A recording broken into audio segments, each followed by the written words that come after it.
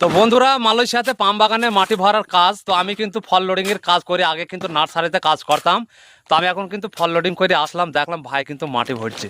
তো দেখো কত সুন্দরভাবে প্যাকেটটা টানে, ব্যাস ভরলেই কিন্তু 30 পয়সা, বেশিক্ষণ লাগে না, হয়তো 35 সেকেন্ড একটা প্যাকেট কিন্তু ভরলে কিন্তু লাগে। এই যে প্যাকেটটা দেখাও, এই যে ঢোকাইলো আর কতক্ষণ লাগে দেখো এই মাটিটা ভর্তি।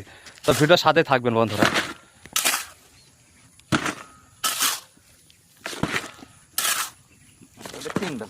ব্যাস 4 বেলচা দিলেই কিন্তু প্যাকেটটা লোড হয়ে যায়, ব্যাস হয়ে গেল।